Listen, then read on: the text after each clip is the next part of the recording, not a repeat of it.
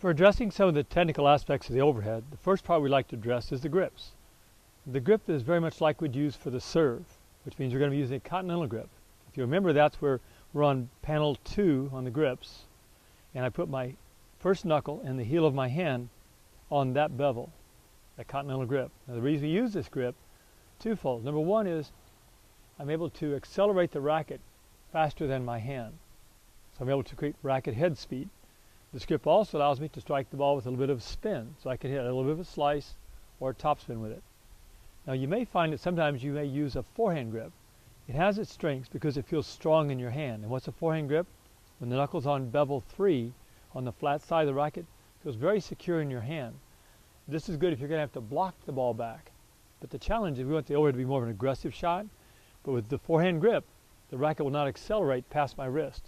So I can't create racket head speed like I could with the continental grip, where the racket passes outside the hand and allows the racket to travel faster than my hand.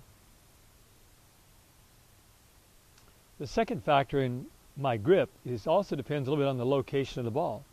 If I'm serving and I toss the ball to the right, I can hit a slice serve.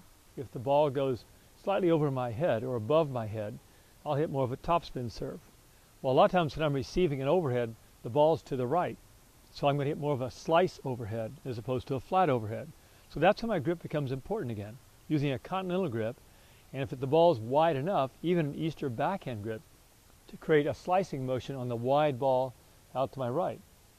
If the ball gets above my head and I'm moving to my left to try to play the shot, I may have the continental grip again, or even an Eastern backhand, because I need to hit up because of the location of the ball being above my head or to my left.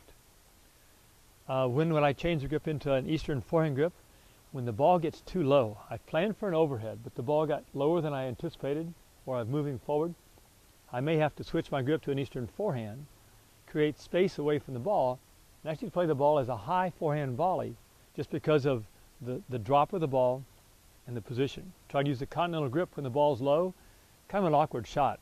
So I might go to an Eastern forehand when the ball's too close to me, so I can still prepare the racket face to direct the ball where I want it to go.